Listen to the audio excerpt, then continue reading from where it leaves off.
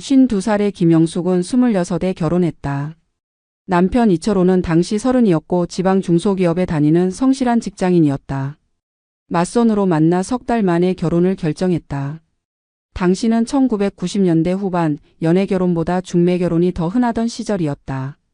영숙의 부모는 철호가 술을 좋아한다는 걸 알았지만 남자들은 다 그렇다며 대수롭지 않게 여겼다. 결혼식을 올리고 신혼여행에서 돌아온 첫날 밤이었다.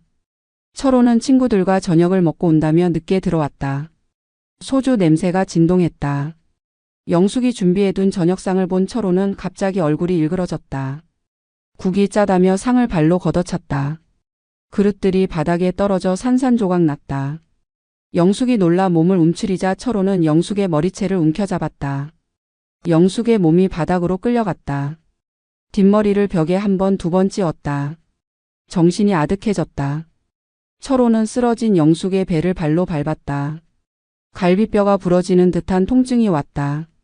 영숙은 비명도 지르지 못하고 몸을 웅크렸다. 숨을 쉴 때마다 옆구리가 찢어지는 것 같았다. 한참을 구타하던 철호는 거친 숨을 내쉬며 침실로 들어가 코를 골며 잠들었다. 영숙은 욕실로 기어갔다. 거울 속 자신의 얼굴을 봤다. 입술이 찢어져 피가 흘렀고 이마에 혹이 생겼다. 눈밑이 시퍼렇게 멍들었다. 갈비뼈 부근을 누르자 숨이 막힐 듯 아팠다. 변기에 앉아 소리 없이 울었다. 벽이 얇아 옆집에 들릴까봐 입을 막고 울었다. 새벽까지 잠들지 못했다. 다음 날 아침 철호는 아무 일도 없었다는 듯 출근 준비를 했다. 영숙의 얼굴을 보더니 왜 그렇게 부었냐고 화장 좀 하고 다니라고 말했다. 그리고는 어젯밤 일은 자기가 술을 너무 많이 마셔서 그랬다며 앞으로 조심하겠다고 했다. 영숙은 아무 말도 할 수 없었다. 철호가 나간 뒤 거울을 봤다. 파운데이션으로는 도저히 가릴 수 없는 멍이었다. 친정에 전화할까 생각했지만 결혼한 지 사흘 만에 맞았다고 말하기가 너무 창피했다. 그날 저녁 철호는 꽃다발을 들고 왔다. 미안하다며 무릎을 꿇었다. 다시는 안 그러겠다고 자기가 미친 짓을 했다고 빌었다. 영숙은 그 말을 믿고 싶었다. 사람은 변할 수 있다고 실수할 수 있다고 자신을 다독였다. 하지만 그건 시작에 불과했다. 일주일 뒤 또 술을 마시고 온 철호는 영숙이 빨래를 제대로 하지 않았다며 행거로 영숙의 등을 내리쳤다. 옷에 가려진 부위라 밖에서는 보이지 않을 거라고 계산한 듯 했다. 영숙은 깨달았다. 이게 앞으로 자신의 인생이 될 거라는 것을. 26의 영숙에게는 그 지옥에서 벗어날 방법이 보이지 않았다. 이혼은 가문의 수치였고 맞고 사는 게 여자의 팔자라던 시대였다. 영숙은 그렇게 지옥 같은 결혼 생활에 첫 발을 내디뎠다. 결혼 3년 차 영숙은 임신했다. 배가 불러오는데도 철호의 폭력은 멈추지 않았다. 오히려 더 심해졌다. 임신 5개월 때 철호는 영숙의 배를 주먹으로 가격했다. 국이 싱겁다는 이유였다. 영숙은 응급실로 실려갔다. 다행히 아기는 무사했지만 의사는 절대 안정을 지시했다. 하지만 집에 돌아온 영숙은 다음 날부터 다시 집안일을 해야 했다. 철호가 밥을 안 차려주면 또 맞을 테니까. 아들 민재를 낳고 2년 뒤 딸 수진이 태어났다. 아이들이 생기면서 영숙은 더욱 꼼짝없이 갇혔다. 두 아이를 데리고 어디로 갈 수도 없었다. 친정은 이미 영숙을 포기한 상태였다. 어머니는 전화할 때마다 참고 살라고 애들 생각해서라도 참으라고 했다. 철호의 폭력에는 이유가 없었다. 밥이 짜도 맞고 싱거워도 맞았다. 빨래가 덜 말랐다고 맞고 마당에 낙엽이 떨어져 있다고 맞았다. 영숙이 숨을 크게 쉬었다는 이유로 뺨을 맞은 적도 있었다. 심지어 잠꼬대를 했다며 한밤중에 머리채를 잡아 끌고 다닌 적도 있었다. 가장 끔찍한 건 예측할 수 없다는 것이었다. 어떤 날은 철호가 웃으며 들어와 아이들을 안아주고 영숙에게 다정하게 대했다. 그럴 때면 영숙은 혹시 남편이 변한 게 아닐까 기대했다. 하지만 그 다정함은 오래가지 않았다. 갑자기 표정이 굳더니 사소한 트리거로 폭발했다. TV 소리가 크다고 아이가 울음을 그치지 않는다고 영숙이 자기를 째려봤다고. 철호는 주로 몸통을 때렸다. 옷으로 가려지는 부위, 배, 옆구리 등 허벅지. 얼굴을 때릴 때는 손바닥으로 뺨을 후려치거나 머리채를 잡아당겼다. 주먹으로 얼굴을 가격하면 흔적이 남으니까. 철호는 영리했다. 밖에서 보면 멀쩡한 부부처럼 보이도록 계산했다. 영숙의 몸은 만신창이가 되어갔다. 갈비뼈는 서너 번 금이 갔다. 손목이 삐끗해서 몇 달간 제대로 움직이지 못한 적도 있었다. 허리는 만성 통증에 시달렸다. 밤마다 진통제를 먹어야 잠들 수 있었다. 병원에 가면 의사들이 이상한 눈으로 봤지만 영숙은 계단에서 넘어졌다고 문에 부딪혔다고 거짓말했다. 더 고통스러운 건 마음이었다. 영숙은 자신이 정말로 무능하고 쓸모없는 사람이라고 믿기 시작했다. 철호가 매일 내뱉는 말들이 영숙의 뇌리에 박혔다. 내가 제대로 하는 게 뭐가 있냐고, 너 같은 여자는 나. 아니면 아무도 안 받아준다고, 내가 잘못해서 내가 화가 나는 거라고. 영숙은 점점 말수가 줄었다. 웃는 법을 잊었다. 거울을 보면 눈빛이 죽어 있었다. 30을 갓 넘긴 나이에 40 넘어 보일 정도로 늙어갔다. 머리카락이 빠지기 시작했고 얼굴에 주름이 깊게 패였다. 체중은 계속 줄어들었다. 밥맛이 없었다. 아니, 밥을 먹을 자격이 없다고 느꼈다. 밤이 되면 공포가 밀려왔다. 현관문이 열리는 소리만 들려도 온몸이 굳었다. 철호의 발소리만으로도 오늘 기분이 어떤지 알 수 있었다. 발소리가 거칠면 술을 마신 것이고 술을 마셨으면 폭력이 따라왔다. 영숙은 아이들을 재우고 거실 구석에 웅크리고 앉아 남편을 기다렸다. 제발 오늘은 조용히 지나가기를, 제발 오늘은 아이들이 깨지 않기를 기도했다. 가장 견딜 수 없었던 건 아이들이 보는 앞에서의 폭력이었다. 민재가 5살, 수진이가 3살 때부터 아이들은 아빠가 엄마를 때리는 걸 보기 시작했다. 처음엔 철호도 아이들 앞에서는 자제했다. 하지만 시간이 갈수록 그마저도 신경 쓰지 않았다. 어느 주말 저녁이었다. 철호는 낮부터 친구들과 술을 마시고 저녁 늦게 들어왔다. 비틀거리며 현관문을 열더니 거실 바닥에 장난감이 어질러져 있다며 고함을 질렀다. 민재와 수진이가 놀라 엄마 뒤로 숨었다. 영숙이 바로 치우겠다며 몸을 낮췄지만 철호는 영숙의 머리채를 움켜잡았다. 영숙의 몸이 소파로 내던져졌다. 민재가 아빠라고 외치며 아빠의 다리를 붙잡았다. 철호는 아들을 발로 밀쳐냈다. 6살 민재의 작은 몸이 벽에 부딪혔다. 수진이는 구석에서 울음을 터뜨렸다. 철호는 아랑곳하지 않고 영숙의 얼굴을 주먹으로 가격했다. 1대, 2대, 3대. 영숙의 코에서 피가 터져 나왔다. 아이들의 비명소리가 아파트를 가득 채웠다. 영숙은 맞으면서도 아이들을 봤다. 민재는 벽에 붙어서 온몸을 떨고 있었다. 바지에 오줌을 지린 것 같았다. 수진이는 울다가 숨이 넘어갈 듯 헐떡이고 있었다. 영숙의 가슴이 찢어지는 것 같았다. 맞는 고통보다 아이들이 이걸 보고 있다는 사실이 더 고통스러웠다. 철호가 주먹질을 멈췄을 때 영숙은 바닥에 쓰러져 있었다. 얼굴이 피범벅이었다. 철호는 거친 숨을 몰아쉬더니 침실로 들어가 문을 쾅 닫았다. 영숙은 몸을 일으켜 아이들에게 다가갔다. 민재와 수진이를 꼭 안아줬다. 괜찮다고, 엄마는 괜찮다고 속삭였다. 하지만 아이들의 눈빛은 이미 무언가 깨진 것 같았다. 그날 이후 민재는 말수가 줄었다. 학교에서도 혼자 있는 시간이 많아졌다고 담임 선생님이 전화했다. 밤마다 악몽을 꾸고 소리를 지르며 깼다. 영숙이 안아주면 엄마라고 부르며 울었다.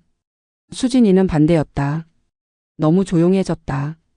4살짜리 아이가 인형을 안고 구석에 앉아 하루 종일 말없이 있었다. 밥을 먹으라고 해도 고개만 저었다. 아이들은 아빠를 무서워했다. 철호가 퇴근해서 들어오면 민재와 수진이는 자기 방으로 숨었다. 문틈으로 밖을 살피며 오늘은 아빠 기분이 어떤지 확인했다. 철호가 소리를 지르면 이불을 뒤집어 쓰고 떨었다. 영숙이 맞는 소리가 들리면 귀를 막았다. 더 끔찍한 건 아이들이 폭력을 학습하기 시작했다는 것이었다. 민재는 학교에서 친구를 때려 상담실에 불려갔다. 선생님이 왜 그랬냐고 물으니 친구가 자기 말을 안 들어서 때렸다고 대답했다. 영숙은 학교에 불려가 머리를 조아리며 사과했다. 집에 돌아와 민재를 조용히 안아주며 때리는 건 나쁜 거라고, 아빠가 하는 건 잘못된 거라고 말해줬다. 하지만 민재는 고개를 갸웃거릴 뿐이었다. 아빠는 매일 엄마를 때리는데 왜 나는 안 되냐고 물었다. 수진이는 더 심각했다. 인형놀이를 하는데 엄마 인형이 바닥에 누워있고 아빠 인형이 발로 차는 흉내를 냈다. 영숙이 그걸 보고 가슴이 무너졌다. 5살짜리 아이의 세계에서 가정은 폭력으로 이루어진 곳이었다. 사랑이 아니라 공포가 지배하는 곳이었다. 영숙은 아이들을 데리고 도망가고 싶었다. 하지만 갈 곳이 없었다. 친정은 이미 문을 닫았다. 친구들과도 연락이 끊긴 지 오래였다. 영숙은 철호에게 얽매여 세상과 단절된 채 살아왔다. 경제적으로도 독립할 방법이 없었다. 결혼 전 다니던 회사는 임신하면서 그만뒀고 그 뒤로는 쭉 전업주부였다. 통장에는 몇십만 원밖에 없었다. 가장 고통스러운 순간은 아이들이 폭력을 당연하게 받아들이는 모습을 볼 때였다. 민재가 초등학교 2학년이 되었을 때 아빠가 엄마를 때리는 걸 보고도 더 이상 울지 않았다. 그냥 무표정하게 지켜볼 뿐이었다. 어떤 날은 방으로 들어가 문을 닫고 이어폰을 꽂았다. 소리를 듣지 않으려고. 영숙은 알았다. 이대로 가다가는 아이들이 완전히 망가질 거라는 걸. 민재는 폭력을 휘두르는 남자가 될 것이고 수진이는 폭력을 참고 사는 여자가 될 것이다. 영숙 자신처럼 그 악순환을 끊어야 했다. 하지만 어떻게? 영숙에게는 그럴 힘이 없었다. 영숙이 처음 경찰에 신고한 건 결혼 5년 차였다. 철호가 술에 취해 영숙의 얼굴을 유리컵으로 내리쳐 이마가 찢어진 날이었다. 피가 너무 많이 나서 겁이 났다. 아이들이 자고 있는 새벽 시간 영숙은 떨리는 손으로 112에 전화를 걸었다. 경찰이 도착했다. 젊은 남자 경찰 2명이었다. 영숙의 얼굴을 보더니 인상을 찌푸렸다. 그리고는 철호를 불러냈다. 철호는 술이 깬 상태였고 경찰 앞에서는 정중하게 행동했다. 부부싸움이 좀 과했다고 자기가 실수했다고 말했다. 경찰은 영숙에게 고소할 거냐고 물었다. 영숙이 망설이자 경찰은 한숨을 쉬었다.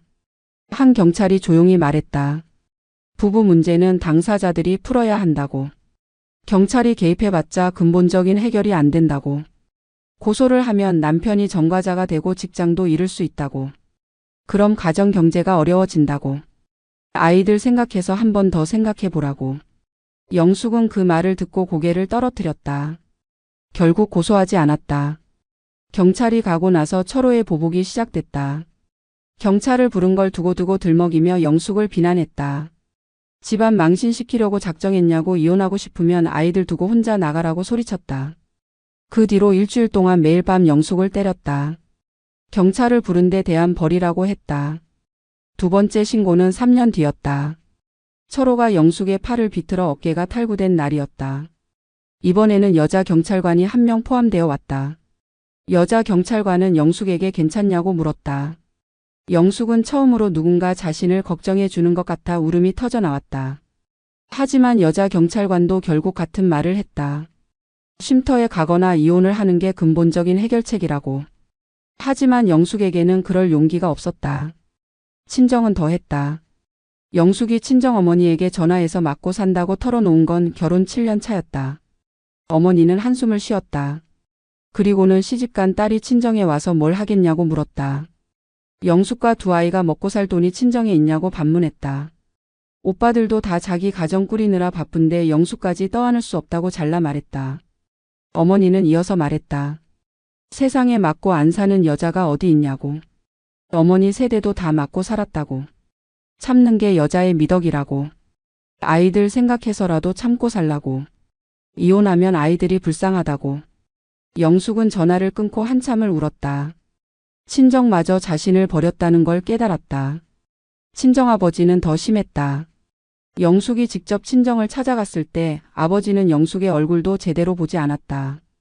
그냥 내가 잘못해서 맞는 거 아니냐고 남편한테 잘하면 안 맞을 거라고 말했다. 가문에 체면이 있는데 이혼은 절대 안 된다고 못을 박았다. 영숙은 그날 친정 문턱을 넘으며 다시는 오지 않겠다고 다짐했다. 동네 사람들도 마찬가지였다. 아파트 이웃들은 다 알고 있었다. 밤마다 들리는 비명소리, 깨지는 그릇 소리. 하지만 아무도 나서지 않았다. 어떤 날 복도에서 마주친 옆집 아줌마가 괜찮냐고 물었다. 영숙이 고개를 끄덕이자 아줌마는 남의 집안일에 참견하는 게 아니라며 돌아섰다. 영숙은 완전히 고립되었다. 경찰도 친정도 이웃도 아무도 도와주지 않았다. 모두가 참으라고 내가 잘하면 된다고 이혼은 답이 아니라고 말했다. 영숙은 자신이 이 세상에 혼자라는 걸 뼈저리게 느꼈다. 도움을 청할 곳이 없다는 게, 누구도 자신의 편이 아니라는 게 너무나 절망적이었다. 가장 배신감이 든 건 친정 오빠였다. 영숙이 오빠에게 전화해서 좀 도와달라고 했을 때 오빠는 매영한테 전화를 걸었다. 영숙 몰래 철호에게 전화해서 동생이 투정 부린다며 남자가 좀 세게 나가야 가정이 바로 선다며 철호 편을 들어줬다. 영숙은 그 사실을 나중에 알았다. 오빠마저 자신을 배신했다는 걸 알았을 때 영숙은 세상에 대한 믿음을 완전히 잃었다. 영숙은 생존 기술을 익혔다. 어떻게 하면 덜 맞을 수 있는지, 어떻게 하면 철호의 분노를 최소화할 수 있는지. 철호의 기분을 읽는데 전문가가 되었다. 출근할 때 표정, 퇴근 시간, 문을 여는 소리만으로도 오늘 어떨지 알 수 있었다. 밥은 철호가 좋아하는 것만 했다. 김치찌개는 간을 정확히 맞춰야 했다. 너무 짜도 싱거워도 맞았다. 밥은 갓 지은 따끈한 걸로 반찬은 최소 5가지 이상. 상차림은 언제나 완벽해야 했다. 젓가락과 숟가락의 위치, 그릇의 배치까지 신경 썼다. 조금이라도 마음에 안 들면 상을 엎어버렸으니까. 집은 언제나 깨끗해야 했다. 먼지 하나 없이 물건 하나 어지럽혀져 있으면 안 됐다. 영숙은 하루 종일 청소를 했다. 아침에 한 번, 오후에 한 번, 저녁에 한 번. 철호가 들어오기 전에 마지막으로 한 번 더 집안을 점검했다. 아이들에게도 장난감을 꼭 정리하라고 신신당부했다. 화장은 필수였다. 멍든 얼굴을 가리기 위해서. 파운데이션을 두껍게 발랐다. 컨실러로 눈 밑 멍을 덮었다. 선글라스를 쓰고 마스크를 했다. 그래도 가려지지 않을 때는 집 밖에 나가지 않았다. 아이들 학교 준비물이 필요해도 장을 봐야 해도 참았다. 멍이 조금이라도 가라앉을 때까지 기다렸다. 밖에서는 웃어야 했다. 아이들 학교에 가면, 마트에 가면, 동네를 걸을 때면 영숙은 웃는 얼굴을 만들었다. 아무 문제 없는 평범한 주부인 척했다. 다른 엄마들이 주말에 뭐 했냐고 물으면 남편이랑 애들이랑 놀이공원 갔다고 거짓말했다. 실제로는 집에서 얻어맞고 있었지만 영숙의 자존감은 바닥까지 떨어졌다. 거울을 볼 때마다 혐오감이 들었다. 왜 나는 이렇게 쓸모없는 인간일까? 왜 나는 제대로 하는 게 하나도 없을까? 철호의 말들이 영숙의 내면 깊숙이 각인되었다. 너는 나 없으면 아무것도 못해. 너 같은 여자는 나밖에 없어. 내가 잘못해서 내가 화가 나는 거야. 영숙은 자신이 맞을 짓을 한다고 믿기 시작했다. 정말로 밥을 형편없이 하나 보다. 정말로 집안일을 제대로 못하나 보다. 그러니까 맞는 거겠지. 스스로를 납득시켰다. 그렇게라도 생각하지 않으면 견딜 수가 없었다. 이유 없이 맞는다는 건 너무 끔찍했으니까. 우울증이 찾아왔다. 아침에 일어나기가 힘들었다. 침대에서 일어날 이유를 찾을 수 없었다. 하지만 아이들 때문에 일어나야 했다. 밥을 챙겨줘야 하고 학교에 보내야 하고 철호의 출근 준비를 해줘야 했다. 로봇처럼 움직였다. 감정은 없었다. 그냥 기계적으로 해야 할 일들을 했다. 음식 맛을 느낄 수 없었다. 뭘 먹어도 모래를 씹는 것 같았다. 체중이 급격히 빠졌다. 원래 58kg였던 몸무게가 43kg까지 떨어졌다. 옷이 헐렁해졌다. 볼이 쏙 들어가고 광대뼈가 튀어나왔다. 머리카락은 한 옴큼씩 빠졌다. 배수구가 머리카락으로 막힐 정도였다. 잠을 잘 수 없었다. 밤마다 악몽을 꿨다. 철호에게 쫓기는 꿈, 아이들이 다치는 꿈, 자신이 죽는 꿈. 새벽 3시, 4시에 깨서 다시 잠들지 못했다. 불안이 온몸을 짓눌렀다. 심장이 빠르게 뛰었다. 숨쉬기가 힘들었다. 공황 발작이 왔다. 자살을 생각했다. 진지하게 계획했다.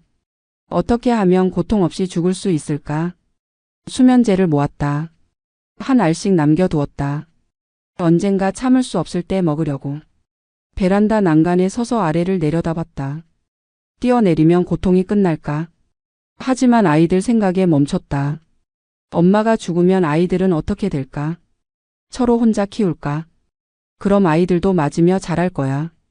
영숙은 완전히 고립된 삶을 살았다. 친구들과는 연락이 끊긴 지 오래였다. 결혼 초반에 친구들이 몇 번 만나자고 했지만 영숙은 핑계를 대고 거절했다. 얼굴에 멍을 들킬까봐. 시간이 지나자 친구들도 연락을 끊었다. 영숙의 휴대폰에는 철호와 아이들 학교에서 오는 연락만 왔다. 가족 모임에 가는 것도 지옥이었다. 명절에 시댁에 가면 웃으며 인사해야 했다. 시어머니는 영숙더러 며느리 노릇을 제대로 하라고 잔소리했다. 아들이 화를 내는 건 며느리가 잘못해서라고 했다. 시누이들은 영숙을 무시했다. 말도 제대로 걸지 않았다. 영숙은 부엌에서 혼자 설거지를 하며 울었다. 영숙에게는 꿈이 없었다. 미래가 없었다. 내일도 모레도 내년도 똑같을 거였다. 철호에게 맞으며 살다가 언젠가 죽을 것이다. 그게 영숙의 운명이라고 받아들였다. 벗어날 수 없다고 믿었다. 이게 내 인생이구나. 이렇게 살다 죽는 거구나. 가장 고통스러운 건 희망이 없다는 것이었다. 변화의 가능성이 전혀 보이지 않았다. 철호는 절대 변하지 않을 것이다. 25년 동안 폭력을 휘둘러온 사람이 갑자기 바뀔 리 없었다. 도와줄 사람도 없었다. 도망갈 곳도 없었다. 돈도 없었다. 영숙은 완전히 갇혀 있었다. 사면이 벽이었다. 출구가 보이지 않았다. 48살이 된 영숙은 그날도 마트에서 장을 보고 돌아오는 길이었다. 무거운 장바구니를 양손에 들고 아파트 단지를 걸어가는데 바람에 날린 전단지 하나가 발밑에 떨어졌다. 영숙은 그냥 지나치려다가 문득 멈춰섰다.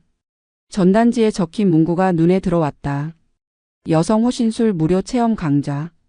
당신도 자신을 지킬 수 있습니다.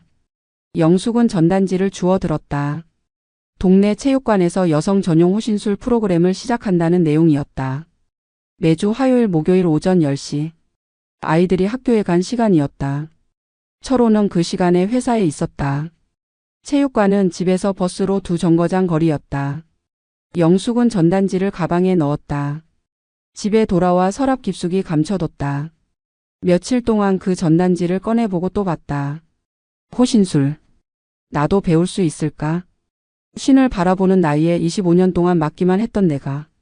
영숙은 고개를 저었다. 말도 안 돼. 난 약해. 난 아무것도 할 수 없어. 하지만 전단지를 버릴 수가 없었다. 자꾸 눈이 갔다.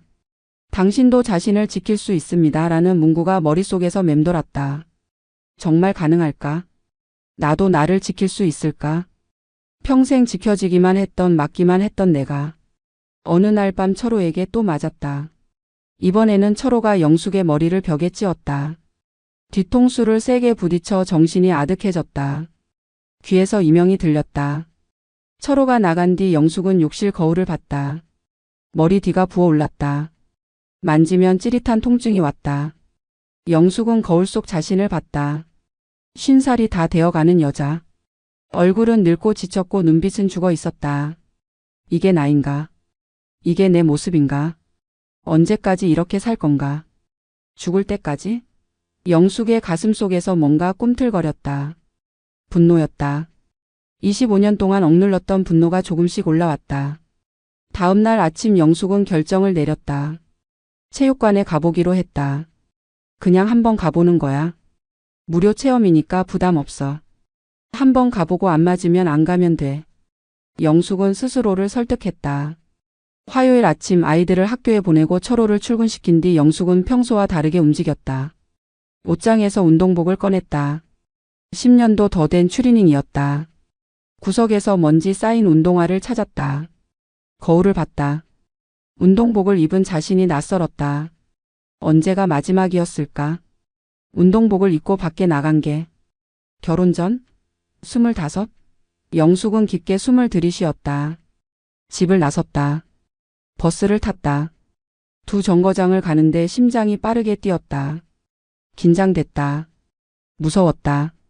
체육관 앞에 도착했다. 태양체육관이라는 간판이 보였다. 영숙은 입구 앞에서 한참을 서 있었다. 들어갈까 말까. 이러다 들키면 어떡하지. 철호가 알면 또 맞겠지. 하지만 발걸음을 돌릴 수가 없었다. 뭔가가 영숙을 안으로 밀어 넣었다. 문을 열었다. 체육관 안에는 10명 정도의 여성들이 있었다. 나이대가 다양했다. 20대부터 50대까지. 모두 운동복을 입고 있었다. 한쪽에서 사범으로 보이는 남자가 준비 운동을 지도하고 있었다. 사범이 영숙을 봤다. 30대 중반으로 보이는 건장한 체격의 남자였다. 영숙은 본능적으로 몸을 움츠렸다. 남자만 보면 철호가 떠올랐다. 하지만 사범은 부드럽게 웃으며 다가왔다. 처음 오셨냐고 물었다. 영숙은 고개를 끄덕였다. 사범은 환영한다며 편한 자리에 서라고 했다. 체험 수업이 시작됐다. 처음에는 간단한 스트레칭이었다. 영숙은 몸이 굳어 있다는 걸 느꼈다. 팔을 올리는 것도 다리를 벌리는 것도 힘들었다. 25년 동안 움츠리고만 살았더니 몸도 마음도 다 굳어버렸다. 다른 사람들은 유연하게 움직이는데 영숙만 뻣뻣했다. 이어서 기본 자세를 배웠다. 주먹을 쥐는 법, 서는 법, 무게중심을 잡는 법. 사범이 시범을 보였다. 영숙은 따라했다. 서툴렀다. 주먹을 쥐는 것조차 제대로 안 됐다. 사범이 다가와 영숙의 자세를 교정해줬다. 영숙은 긴장해서 온몸이 굳었다. 남자가 가까이 오면 반사적으로 움찔했다. 사범은 영숙의 반응을 알아차렸다. 괜찮다고 천천히 하면 된다고 말했다. 억지로 할 필요 없다고 했다. 편한 만큼만 하라고 했다. 영숙은 조금 안심했다. 사범의 목소리는 부드러웠다. 철호의 목소리와 달랐다. 위협적이지 않았다. 1시간의 수업이 끝났다. 영숙은 온몸에 땀이 났다. 숨이 찼다. 하지만 이상하게도 기분이 좋았다. 오랜만에 몸을 움직였다. 오랜만에 뭔가를 했다. 집안일이 아닌 철호를 위한 일이 아닌 나를 위한 뭔가를. 사범이 다음 주에도 오라고 했다. 꾸준히 하면 반드시 달라진다고 했다. 영숙은 집으로 돌아오는 버스 안에서 창밖을 봤다. 가슴 속에서 뭔가 작은 불씨가 타오르는 것 같았다. 희망이었을까? 아니면 가능성? 영숙은 잘 몰랐다. 하지만 오랜만에 느껴보는 감정이었다. 살아있다는 느낌. 내가 뭔가 할 수 있을지도 모른다는 느낌. 영숙은 다음 주에도 체육관에 갔다. 그리고 그 다음 주에도 그 다음 주에도. 무료 체험 기간이 끝났지만 정식으로 등록했다. 한 달에 8만 원. 영숙은 생활비를 조금씩 아껴서 돈을 만들었다. 마트에서 조금 덜 사고 반찬을 조금 더 절약해서 만들고 자신의 옷은 사지 않았다. 그렇게 모은 돈으로 수강료를 냈다. 철호는 영숙이 체육관에 다니는 걸 몰랐다. 영숙은 조심스럽게 숨겼다. 화요일과 목요일 오전에만 갔다. 수업은 2시간이었지만 영숙은 1시간 일찍 나가서 준비하고 끝나면 1시간 늦게 돌아왔다. 시간을 벌기 위해서. 집에 돌아오면 샤워를 하고 평소처럼 집안일을 했다. 아무 일도 없었던 것처럼. 처음 몇 주는 지옥이었다. 영숙의 몸은 운동에 익숙하지 않았다. 25년 동안 제대로 된 운동을 해본 적이 없었다. 집안일만 했다. 걸레질, 청소, 빨래. 그것도 움츠린 자세로. 체육관에서는 완전히 다른 움직임을 요구했다. 기본 자세를 유지하는 것부터 힘들었다. 다리를 어깨 너비로 벌리고 무릎을 살짝 구부린 채 서 있는 자세. 겨우 5분만 유지해도 다리가 후들거렸다. 허벅지가 불타는 것 같았다. 땀이 비 오듯 흘렀다. 다른 사람들은 멀쩡한데 영숙만 헉헉거렸다. 펀치 연습은 더 어려웠다. 주먹을 제대로 쥐고 앞으로 쭉 뻗는 동작. 간단해 보였지만 영숙은 힘을 주는 법을 몰랐다. 평생 힘을 빼고 살았으니까. 주먹을 쥐면 손목이 꺾였다. 팔을 뻗으면 어깨에 힘이 들어갔다. 자세가 엉망이었다. 4번 강민석은 영숙을 따로 불러 기본부터 다시 가르쳤다. 주먹 쥐는 법부터. 엄지손가락을 밖으로 빼고 나머지 4손가락을 말아 쥐는 것. 손목은 일직선으로 펴는 것. 펀치를 날릴 때는 어깨와 허리의 회전력을 이용하는 것. 영숙은 수십 번, 수백 번 반복했다. 손목이 아팠다. 어깨가 뻐근했다. 하지만 포기하지 않았다. 넘어지는 연습도 했다. 공격을 피하거나 넘어졌을 때 안전하게 구르는 법. 영숙은 매트에 넘어지는 게 무서웠다. 넘어지면 맞을 것 같았다. 철호한테 넘어지면 발로 찼으니까. 하지만 여기서는 달랐다.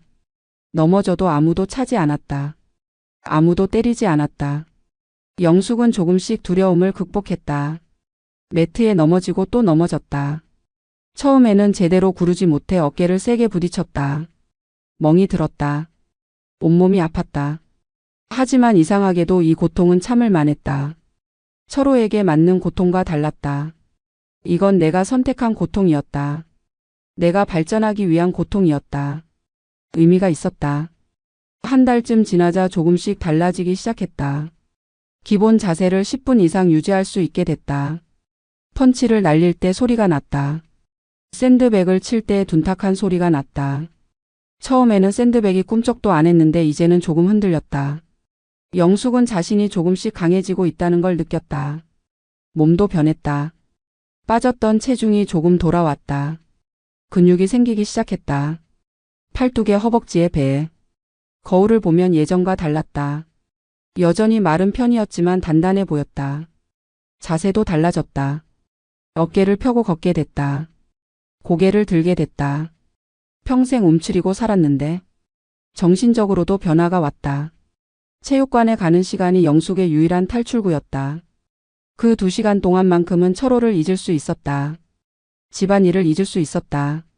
맞는 것을 잊을 수 있었다. 그냥 나 자신에게 집중할 수 있었다. 내 몸을 움직이고 내 힘을 키우고 내가 발전하는 것에만 집중했다. 다른 수강생들과도 조금씩 친해졌다. 쉬는 시간에 간단히 인사를 나눴다. 어떤 사람은 다이어트를 위해 왔다고 했다. 어떤 사람은 호기심에 왔다고 했다. 어떤 사람은 밤길이 무서워서 호신술을 배우러 왔다고 했다. 영숙은 자신의 이유를 말하지 않았다. 그냥 건강을 위해서라고 얼버무렸다. 하지만 강민석 사범은 알고 있는 것 같았다. 영숙이 남자만 보면 움찔하는 것을, 큰 소리가 나면 몸을 웅크리는 것을, 멍든 자국을 감추려고 애쓰는 것을.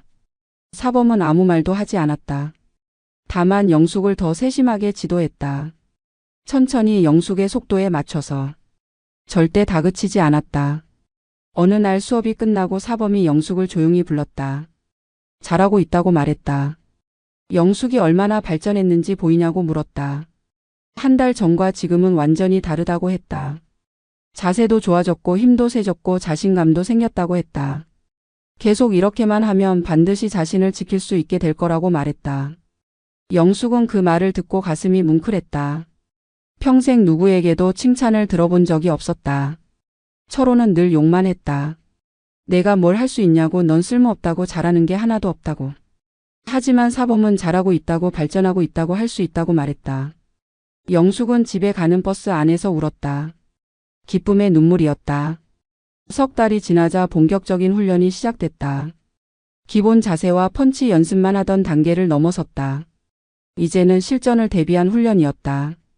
킥 연습, 무릎차기, 팔꿈치 공격. 공격자를 상정하고 방어하는 연습. 영숙에게는 너무 어려웠다. 스파링 연습이 가장 힘들었다. 상대방과 마주 서서 공격과 방어를 주고받는 것. 영숙은 상대방이 주먹을 날리면 본능적으로 몸을 웅크렸다. 맞거나 피하지 못하고 그냥 맞았다. 보호 장비를 착용했지만 충격은 그대로 전해졌다. 옆구리에 킥이 들어오면 숨이 턱 막혔다. 강민석 사범은 영숙에게 따로 시간을 내줬다. 수업이 끝나고 30분 더 남아서 1대1로 훈련했다. 사범은 영숙의 문제를 정확히 파악하고 있었다. 영숙은 공격을 막으려고 하지 않는다고 했다. 맞는 걸 당연하게 받아들인다고 했다. 그걸 바꿔야 한다고 말했다. 사범은 영숙에게 반복해서 말했다. 맞지 마세요. 피하세요. 막으세요. 반격하세요. 당신은 맞을 이유가 없어요. 누구도 당신을 때릴 권리가 없어요. 당신은 자신을 지킬 권리가 있어요. 영숙은 그 말을 들을 때마다 눈물이 났다. 그래, 나는 맞을 이유가 없어. 철호도 나를 때릴 권리가 없어. 훈련은 가혹했다. 사범은 천천히 약하게 공격을 시작했다. 주먹을 날리는 신용만 했다. 영숙은 그걸 막아야 했다. 처음에는 못했다. 그냥 얼어붙었다. 사범은 계속 반복했다. 10번, 20번, 30번. 그러다 영숙이 드디어 팔을 올려 막았다. 사범은 크게 칭찬했다. 잘했다고, 바로 그거라고. 조금씩 속도를 높였다. 사범의 공격이 빨라졌다. 진짜로 주먹이 날아왔다. 보호 장비를 낀 상태지만 맞으면 아팠다. 영숙은 필사적으로 막았다. 팔을 올리고 몸을 틀고 피했다. 처음엔 10번 중 한두 번만 성공했다. 나머지는 맞았다. 하지만 일주일 뒤에는 절반을 막았다. 1달 뒤에는 대부분을 막거나 피했다. 반격 연습도 시작했다. 상대의 공격을 막고 즉시 반격하는 것. 영숙은 막기만 하고 반격을 못했다. 반격한다는 개념 자체가 없었다. 평생 막기만 했으니까. 때린다는 게 상상이 안 됐다. 사범은 영숙에게 샌드백을 치라고 했다. 있는 힘껏 치라고 했다. 영숙은 샌드백 앞에 섰다. 주먹을 쥐었다. 때려야 했다. 하지만 주먹이 나가지 않았다. 머릿속에 철호의 얼굴이 떠올랐다. 내가 때리면 보복이 올 거야. 더 세게 맞을 거야. 두려움이 몸을 얼어붙게 했다. 사범이 옆에서 말했다. 괜찮아요. 여기서는 안전해요. 마음껏 쳐도 돼요. 영숙은 눈을 감았다. 깊게 숨을 들이쉬었다. 그리고 주먹을 날렸다. 샌드백에 닿았다. 약했다. 다시 쳤다. 조금 더 세게. 또 쳤다. 더 세게. 점점 힘을 실었다. 10번, 20번, 30번. 땀이 흘렀다.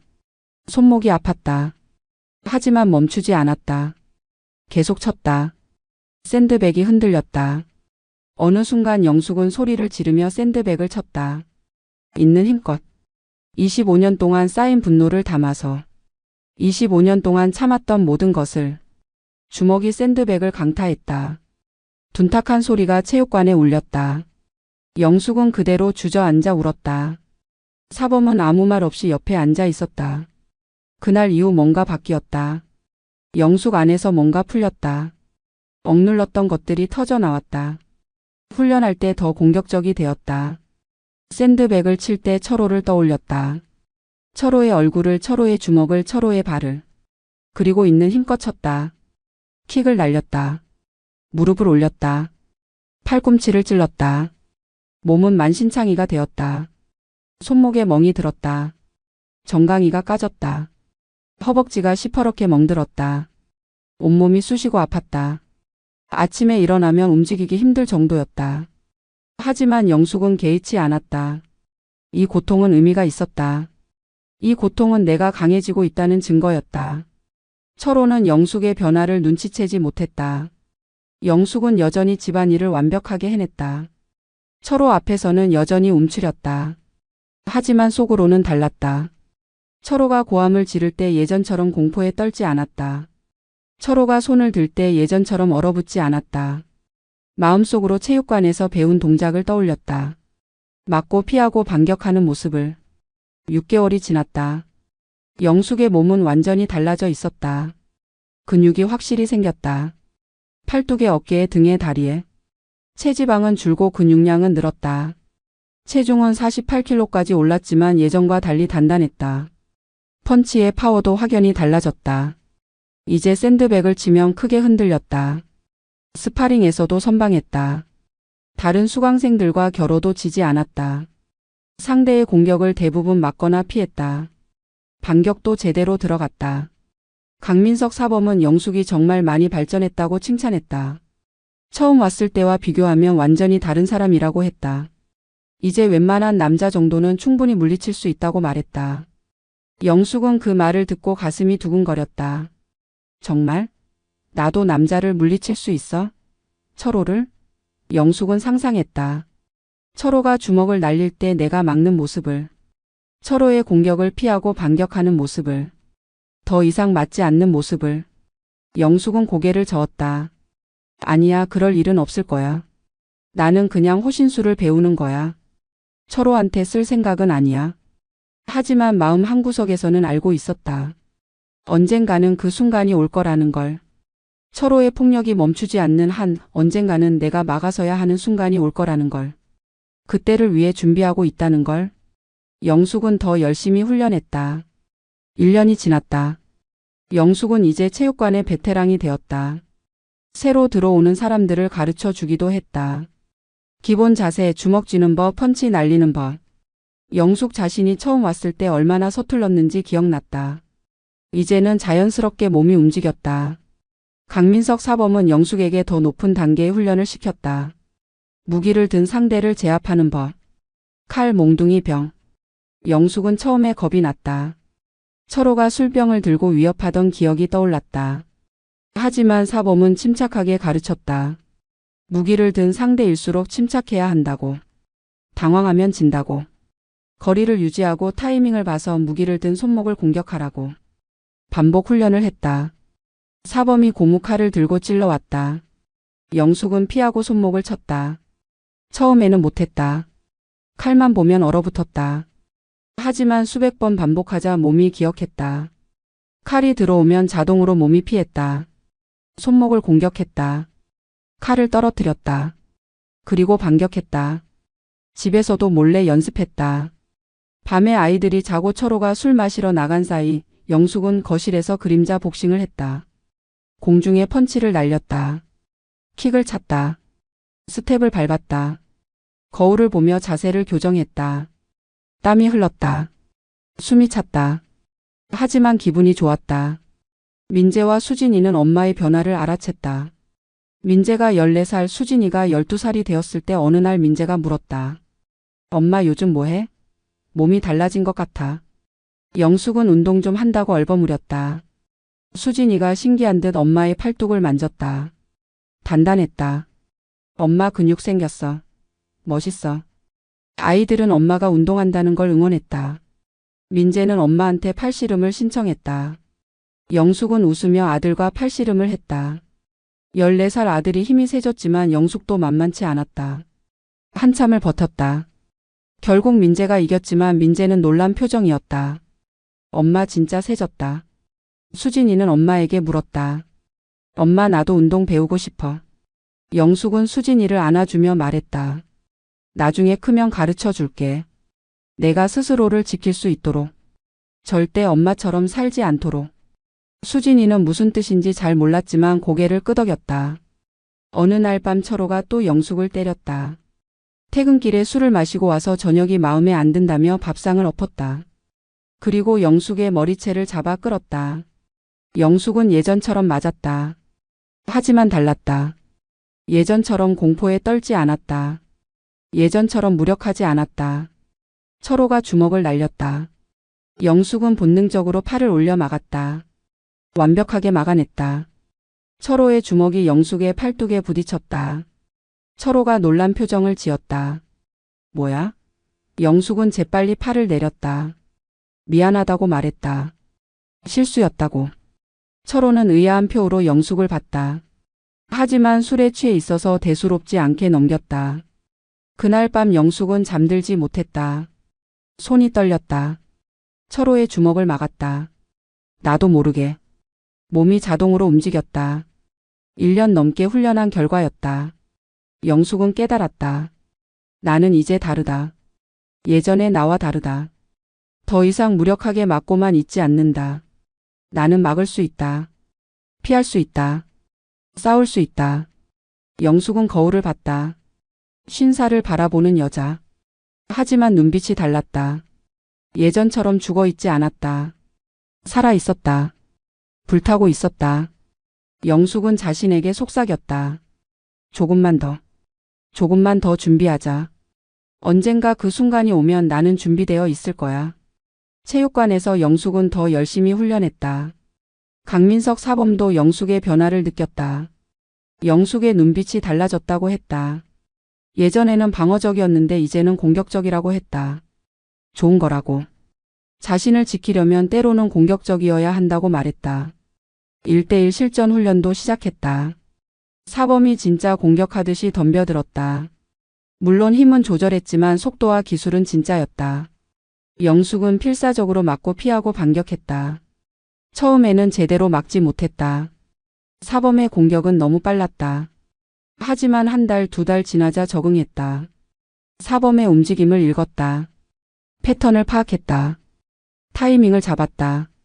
어느 날 영숙의 반격이 사범의 턱을 스쳤다. 진짜로. 힘을 조절했지만 속도는 진짜였다. 사범이 놀란 표정으로 손을 들었다. 훈련 중단. 그리고 웃었다. 대단하다고. 이제 진짜 위험하다고. 농담 조였지만 진심이 담겨 있었다. 영숙은 자신감이 생겼다. 집에서 철호가 화를 낼 때도 예전과 달랐다. 여전히 맞았다. 아직은 참았다. 하지만 마음속으로는 철호를 분석했다. 철호의 공격 패턴을. 술 취했을 때는 동작이 느리다. 주먹을 크게 휘두른다. 피하기 쉽다. 발차기는 균형이 무너진다. 반격하기 좋다. 영숙은 철호의 약점을 파악하기 시작했다. 아이들은 엄마를 자랑스러워했다. 수진이는 학교 친구들에게 우리 엄마 운동한다고 말했다. 근육도 있다고. 진짜 세다고. 민재는 가끔 엄마에게 운동 좀 가르쳐 달라고 했다. 영숙은 아들에게 기본적인 펀치와 킥을 가르쳐 줬다. 호신용으로. 민재는 신기해하며 따라했다. 어느 날 밤 수진이가 조용히 물었다. 엄마 언젠가 아빠한테 맞지 않을 수 있어? 영숙은 딸을 안아주며 대답했다. 그럴 날이 올 거야. 반드시. 수진이는 엄마 품에서 울었다. 영숙도 울었다. 하지만 이번에는 희망의 눈물이었다. 변화가 올 거라는 희망. 1년 반이 지났다. 영숙은 50살이 되었다. 하지만 몸은 오히려 젊어졌다. 근육질 몸매의 자세가 꼿꼿했다. 체육관에서는 이제 고급반에서 훈련했다. 새로 들어온 초보자들을 가르치는 보조 강사 역할도 했다. 철호의 폭력은 여전했다. 아니 오히려 심해졌다. 나이가 들면서 철호는 더 신경질적이 되었다. 회사에서 승진해서 밀렸다. 후배들이 먼저 올라가는 걸 보며 스트레스를 받았다. 그 스트레스를 집에서 풀었다. 영숙에게. 어느 금요일 밤이었다. 철호는 회식을 하고 늦게 들어왔다. 소주를 몇 병이나 마신 것 같았다. 비틀거리며 현관문을 열더니 거실에 주저앉았다.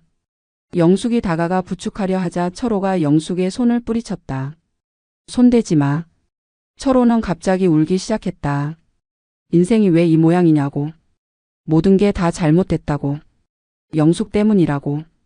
내가 나한테 복을 안 가져다 줘서 내 인생이 이 모양이라고. 영숙은 아무 말도 하지 않았다. 철호의 헛소리를 25년 넘게 들어왔다. 이제는 귀에 들어오지도 않았다. 하지만 그날 밤은 달랐다. 철호가 갑자기 부엌으로 걸어갔다. 식칼을 꺼냈다. 영숙의 심장이 빠르게 뛰기 시작했다. 철호는 칼을 들고 영숙에게 다가왔다. 눈빛이 완전히 미쳐 있었다. 다 죽어버리자고. 너도 나도 다 죽자고. 더 이상 이렇게 못 살겠다고. 영숙은 본능적으로 거리를 벌렸다. 체육관에서 배운 대로. 칼을 든 상대와는 거리를 유지해야 한다. 최소 3m. 영숙은 천천히 뒤로 물러났다. 철호는 칼을 휘두르며 다가왔다. 영숙은 소파를 사이에 두었다. 장애물을 이용해야 한다. 사범의 가르침이 떠올랐다. 민재가 방에서 나왔다. 무슨 일이냐고 소리쳤다. 철호는 아들에게 고함을 질렀다. 들어가. 민재는 겁먹은 얼굴로 영숙을 봤다. 영숙은 아들에게 눈빛으로 신호했다. 들어가. 문 잠그고. 경찰 불러. 민재는 고개를 끄덕이고 재빨리 방으로 들어갔다. 문 잠그는 소리가 들렸다. 철호는 소파를 돌아 영숙에게 다가왔다. 영숙은 식탁 쪽으로 움직였다. 철호가 따라왔다. 영숙은 의자를 철호와 자신 사이에 두었다. 철호가 의자를 발로 걷어찼다. 의자가 넘어졌다. 철호가 칼을 높이 들었다. 그 순간 영숙의 눈빛이 변했다. 1년 반 동안 참았다. 수백 번 수천 번 맞았다. 더 이상은 아니다. 이제 그만이다. 영숙은 침착하게 철호를 봤다. 철호의 움직임을 분석했다. 술에 취해 있다. 동작이 느리다. 균형이 불안정하다. 칼을 든 오른손에 집중하면 된다. 철호가 칼을 내리쳤다. 영숙은 옆으로 피했다. 체육관에서 수백 번 연습한 동작. 몸이 자동으로 움직였다. 칼이 허공을 갈랐다. 철호가 비틀거렸다. 영숙은 재빨리 거리를 벌렸다. 철호가 다시 칼을 들었다. 또 내리쳤다. 영숙은 또 피했다. 철호가 소리쳤다. 가만히 있어. 왜 피해? 영숙은 대답하지 않았다. 침착함을 유지했다. 호흡을 조절했다. 타이밍을 기다렸다. 철호가 세 번째로 칼을 휘둘렀다. 크게 느리게. 영숙은 그 순간을 기다렸다. 칼이 옆으로 휘둘러질 때 영숙은 안쪽으로 파고들었다. 철호의 오른쪽 손목을 왼손으로 잡았다. 강하게. 칼이 더 이상 움직이지 못하게. 그리고 오른쪽 주먹을 철호의 명치에 박았다. 있는 힘껏. 1년 반 동안 샌드백을 치며 키운 파워를 담아서. 철호의 입에서 신음이 터져 나왔다. 숨이 막혔다. 칼을 든 손에 힘이 풀렸다. 영숙은 철호의 손목을 비틀었다. 체육관에서 배운 관절기. 철호가 비명을 지르며 칼을 놓쳤다. 칼이 바닥에 떨어졌다. 영숙은 발로 칼을 멀리 차 버렸다. 철호가 영숙에게 주먹을 날렸다. 하지만 영숙은 이미 거리를 벌린 상태였다. 주먹이 허공을 갈랐다. 철호가 비틀거렸다. 영숙은 철호의 다리를 걸었다. 철호의 몸이 바닥으로 쓰러졌다. 크게 넘어졌다. 얼굴부터 박았다. 코에서 피가 터졌다. 영숙은 철호로부터 3m 거리를 유지하며 섰다. 철호는 바닥에 쓰러져 코피를 흘리며 영숙을 올려다봤다. 눈에는 믿을 수 없다는 표정이 가득했다. 너가 나를? 영숙은 대답하지 않았다. 다만 똑바로 섰다. 주먹을 쥔 채 준비 자세로. 현관문이 열렸다. 경찰이 들어왔다. 민재가 신고했다. 경찰은 상황을 파악했다. 바닥에 떨어진 칼, 코피를 흘리며 쓰러진 남자, 똑바로 서 있는 여자. 경찰이 물었다. 무슨 일입니까? 영숙은 침착하게 대답했다. 남편이 칼을 들고 저를 위협했습니다. 정당방위입니다. 경찰은 철호를 일으켰다. 철호는 비틀거렸다. 아직 술에 취해 있었다. 경찰이 철호에게 물었다. 사실입니까? 철호는 아무 대답도 하지 못했다. 그냥 영숙을 멍하니 바라볼 뿐이었다. 자신의 아내가 25년 동안 맡기만 하던 아내가 자신을 쓰러뜨렸다는 사실을 믿을 수 없었다. 경찰은 철호를 연행했다. 흉기를 들고 가족을 위협한 죄. 철호는 저항하지 못했다. 그냥 순순히 따라갔다. 영숙은 그 모습을 지켜봤다. 가슴이 두근거렸다. 떨렸다. 하지만 후회는 없었다. 나는 나를 지켰다. 내 아이들을 지켰다. 잘한 거다. 민재와 수진이가 방에서 나왔다. 영숙을 꼭 안았다. 엄마 괜찮아? 다쳤어? 영숙은 아이들을 안아주며 말했다. 괜찮아. 엄마는 괜찮아. 이제 정말 괜찮아. 아이들은 엄마 품에서 울었다. 영숙도 울었다. 하지만 이번에는 해방의 눈물이었다. 경찰서에서 조사를 받았다. 영숙은 침착하게 진술했다. 25년 동안의 가정폭력, 수백 번의 구타, 그날 밤 칼을 들고 위협한 것, 정당방위로 대응한 것. 경찰은 영숙의 진술을 기록했다. 사진도 찍었다. 영숙 몸에 남은 오래된 상처들, 멍 자국들을. 철호는 술에서 깨면서 현실을 깨달았다. 경찰서 유치장에 갇혔다. 처자식을 칼로 위협한 남자로. 회사에 연락이 갔다. 다음 날 바로 징계위원회가 열렸다. 결과는 해고였다. 가정폭력으로 경찰에 연행된 직원을 둘 수 없다는 이유였다. 영숙은 집으로 돌아왔다. 철호가 없는 집. 25년 만에 처음이었다. 철호의 폭력 없이 잠드는 밤. 현관문이 열리는 소리에 떨지 않아도 되는 밤. 영숙은 거실 소파에 앉아 조용히 울었다. 해방감과 두려움이 동시에 밀려왔다. 이틀 뒤 철호가 풀려나왔다. 기소유예 처분을 받았다. 처음 저지른 범죄고 술에 취한 상태였다는 점, 실제로 칼로 해를 입히지는 않았다는 점이 고려됐다. 하지만 접근금지 명령이 내려졌다. 영숙과 아이들에게 100m 이내로 접근하지 못하게. 철호는 친구 집에서 며칠을 보냈다. 그리고 다시 집으로 돌아오려 했다. 새벽 2시 술에 취해 아파트 앞에 나타났다.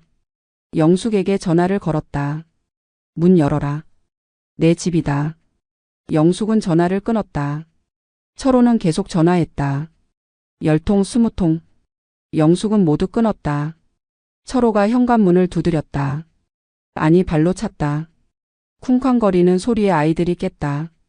영숙은 아이들을 안심시키고 경찰에 신고했다. 경찰이 왔다. 철호는 접근금지 명령 위반으로 다시 연행됐다. 이번에는 구속됐다. 법원이 재범 위험이 크다고 판단했다. 한 달 뒤 재판이 열렸다. 영숙은 증인으로 출석했다. 판사 앞에서 25년간의 폭력을 증언했다. 결혼 첫날 밤부터 시작된 구타. 아이들 앞에서의 폭력. 칼을 들고 위협한 그날 밤. 영숙의 목소리는 떨리지 않았다. 침착하고 명료하게 말했다. 판사는 심각한 표정으로 들었다. 철호의 변호사는 영숙을 공격했다. 영숙이 과장하고 있다고. 부부싸움은 어디나 있다고. 남편도 잘못했지만 아내에게도 책임이 있다고. 영숙은 변호사의 말을 듣고 분노가 치밀었다. 하지만 참았다. 감정적으로 대응하면 안 된다는 걸 알았다. 검사가 영숙을 변호했다. 25년간의 지속적인 가정폭력, 흉기를 이용한 살인 위협, 접근금지 명령 위반. 이것은 명백한 범죄라고 주장했다. 영숙의 몸에 남은 상처들, 아이들의 증언, 이웃들의 진술이 증거로 제출됐다. 밤마다 들렸던 비명소리, 깨지는 그릇 소리. 모두가 알고 있었다. 판결이 나왔다. 징역 2년, 집행유예 3년. 가정폭력 치료 프로그램 이수 명령. 피해자에 대한 5년간 접근금지. 재범 시 실형. 철호는 멍한 표정으로 판결을 들었다. 영숙은 안도의 한숨을 쉬었다. 완벽한 판결은 아니었다. 하지만 철호가 함부로 접근할 수 없게 됐다. 하지만 석 달 뒤 철호는 다시 나타났다. 술에 취해 아파트 단지를 배회했다. 영숙이 마트에서 장을 보고 돌아오는 걸 기다렸다. 영숙이 단지 입구로 들어서자 철호가 앞을 가로막았다. 영숙, 우리 다시 시작하자. 내가 변했어. 정말이야. 영숙은 철호를 봤다. 한때는 무서웠던 남자. 25년간 자신을 지배했던 남자. 하지만 이제는 달랐다. 초라해 보였다. 직장도 잃고 집도 잃고 가족도 잃은 남자. 술 냄새를 풍기며 비굴하게 매달리는 남자. 영숙은 더 이상 두렵지 않았다. 영숙은 조용히 말했다. 돌아갈 수 없다고. 이미 끝났다고. 철호는 표정이 굳었다. 내가 날 떠나? 내가? 목소리가 높아졌다. 예전에 그 위협적인 톤이 돌아왔다. 영숙은 한 걸음 뒤로 물러나며 준비 자세를 취했다. 체육관에서 수천 번 연습한 자세. 철호가 영숙에게 달려들었다. 주먹을 휘둘렀다. 하지만 영숙은 이미 없었다. 옆으로 피했다. 철호의 주먹이 허공을 갈랐다. 철호가 비틀거렸다. 영숙은 철호의 등을 밀었다. 살짝만. 철호는 균형을 잃고 바닥에 엎어졌다. 철호가 일어나려 했다. 영숙은 철호의 어깨를 발로 눌렀다. 강하게. 철호가 다시 바닥에 눌렸다. 영숙은 말했다. 일어나지 마. 경찰 부를 거야. 철호는 바닥에 깔린 채 영숙을 올려다봤다.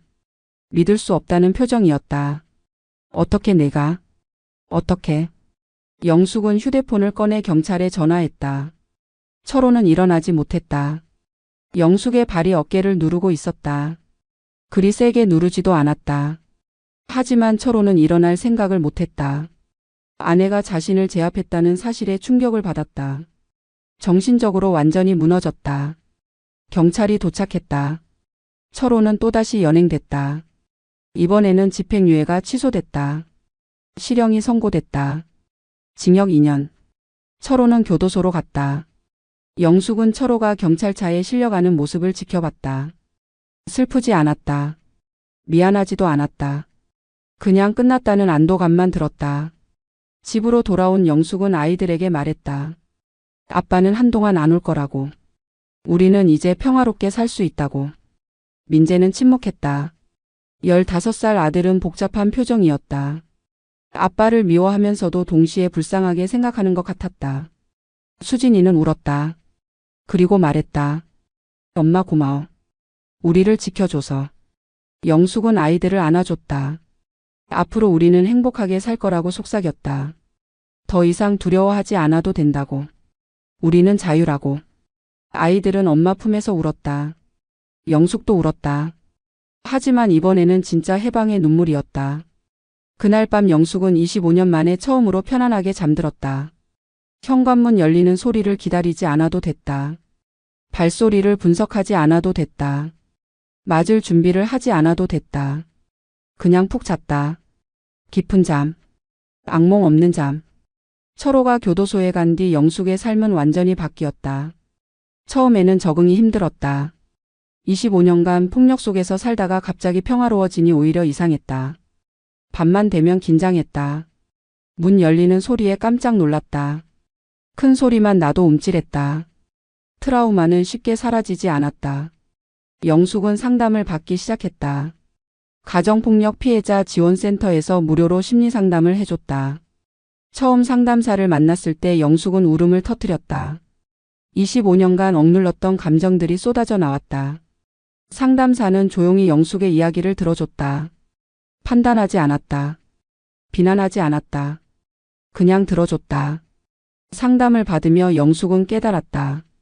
자신이 얼마나 많이 상처받았는지, 자신이 얼마나 강한 사람인지. 25년을 버텼다. 두 아이를 키웠다. 그리고 결국 자신을 구했다. 상담사는 말했다. 당신은 생존자라고. 피해자가 아니라 생존자라고. 영숙은 그 말이 좋았다. 나는 생존자다. 경제적으로는 힘들었다. 철호의 수입이 끊겼다. 영숙은 일자리를 찾아야 했다. 하지만 50살의 25년 경력 단절. 쉽지 않았다. 마트 계산원, 식당 주방 보조, 청소 일. 가능한 건 다 알아봤다. 결국 동네 마트에서 계산원으로 일하기 시작했다. 시급은 낮았지만 없는 것보단 나았다. 민재가 말했다. 자기도 아르바이트를 하겠다고. 15살이면 할 수 있는 일이 있다고. 영숙은 고개를 저었다. 넌 공부해. 엄마가 해결할게. 하지만 민재는 고집을 부렸다. 신문 배달을 시작했다. 새벽 5시에 일어나 신문을 돌리고 학교에 갔다. 한 달에 50만 원을 벌었다. 그 돈을 고스란히 엄마에게 줬다. 영숙은 아들이 기특하면서도 미안했다. 15살 아들이 가장 노릇을 하고 있었다. 하지만 민재는 웃으며 말했다. 괜찮아요, 엄마. 우리 가족이잖아요. 같이 이겨내야죠. 영숙은 아들을 꼭 안아줬다. 고맙다고, 미안하다고, 사랑한다고 속삭였다. 수진이도 변했다. 13살 딸은 집안일을 도왔다. 요리를 배워서 저녁을 만들었다. 서툴렀지만 정성이 담겼다. 영숙이 늦게 들어오면 따뜻한 밥이 준비되어 있었다. 수진이는 말했다. 엄마가 우리를 지켜줬으니까 이제 우리가 엄마를 도울 차례라고. 가족이 단단해졌다. 예전에는 철호의 폭력 때문에 항상 긴장했다. 서로 제대로 이야기하지 못했다. 하지만 이제는 달랐다. 저녁 식탁에서 하루 이야기를 나눴다. 웃었다. 농담했다. 평범한 가족의 평범한 저녁. 하지만 영숙에게는 기적 같았다. 체육관은 계속 다녔다. 이제는 영숙에게 필수였다. 운동하는 시간이 스트레스를 풀고 자신을 찾는 시간이었다. 강민석 사범은 영숙의 사정을 알고 수강료를 반값으로 깎아줬다. 영숙은 감사했다. 사범에게 자신의 이야기를 했다. 남편을 떠난 것, 혼자 아이들을 키우게 된 것. 사범은 영숙을 응원했다. 잘했다고, 용감했다고, 자랑스럽다고 말했다. 그리고 제안했다. 체육관에서 아르바이트를 하지 않겠냐고. 청소나 행정 업무를 도와주면 월급을 주겠다고. 많지는 않지만 마트 일보다는 조금 나을 거라고. 영숙은 감격했다. 흔쾌히 승낙했다. 체육관에서 일하면서 영숙은 더 많이 배웠다. 운동 기술뿐 아니라 사람들과 소통하는 법을. 새로 들어오는 회원들을 맞이하고 상담하고 격려했다. 특히 영숙과 비슷한 사연을 가진 여성들이 많았다. 가정폭력 피해자들. 그들에게 영숙은 희망이었다. 영숙은 자신의 이야기를 나눴다. 25년간의 폭력. 그리고 1년 반의 훈련. 결국 자신을 지킨 이야기. 여성들은 영숙의 이야기를 들으며 울었다. 그리고 희망을 얻었다. 나도 할 수 있을까? 영숙은 대답했다. 할 수 있다고. 반드시 할 수 있다고. 나도 했으니까. 영숙은 점점 유명해졌다. 체육관 회원들 사이에서 영숙의 이야기가 퍼졌다. 50살의 격투기를 시작해서 폭력 남편을 제압한 여자. 사람들은 영숙을 존경했다. 어떤 사람들은 영숙 때문에 체육관에 등록했다. 나도 강해지고 싶다고. 지역 신문에서 영숙을 인터뷰하러 왔다. 영숙은 처음에는 거절하려 했다. 창피했다. 25년간 맞고 산 여자라는 게. 하지만 강민석 사범이 설득했다. 당신의 이야기가 다른 사람들에게 희망이 될 거라고. 용기를 줄 거라고. 영숙은 결국 인터뷰에 응했다. 기사가 나갔다. 생각보다 반응이 컸다. 많은 사람들이 영숙을 응원했다. 댓글들이 달렸다. 잘하셨어요. 용기 내주셔서 감사합니다. 저도 힘이 나요. 하지만 악플도 있었다. 남편을 고소하다니 폐륜이라고. 부부싸움은 칼로 물베기인데 뭘 그렇게 심각하게 받아들이냐고. 영숙은 악플을 보고 화가 났다. 하지만 동시에 깨달았다. 아직도 많은 사람들이 가정폭력을 대수롭지 않게 여긴다는 걸. 여자가 참아야 한다고 생각한다는 걸. 영숙은 더 목소리를 내야겠다고 결심했다. 침묵하지 않겠다고. 다른 피해자들을 위해서. 영숙은 가정폭력 피해자 지원센터에서 자원봉사를 시작했다. 자신의 경험을 나누며 다른 피해자들을 도왔다. 상담하고 격려하고 실질적인 조언을 해줬다. 어떻게 증거를 모으는지, 어떻게 법적 대응을 하는지, 어떻게 경제적으로 독립하는지, 어떻게 마음을 치유하는지. 영숙은 바빴다. 마트 일, 체육관 일, 자원봉사, 아이들 돌보기. 하지만 행복했다. 처음으로 자신의 삶을 살고 있다는 느낌이 들었다. 누군가를 위한 삶이 아니라 나를 위한 삶. 의미 있는 삶. 영숙은 거울을 봤다. 50살의 얼굴. 하지만 눈빛은 살아있었다. 빛났다. 민재와 수진이는 천천히 회복했다. 하지만 쉽지 않았다. 15년간 폭력을 목격하며 자란 아이들. 상처가 깊었다. 민재는 가끔 악몽을 꿨다.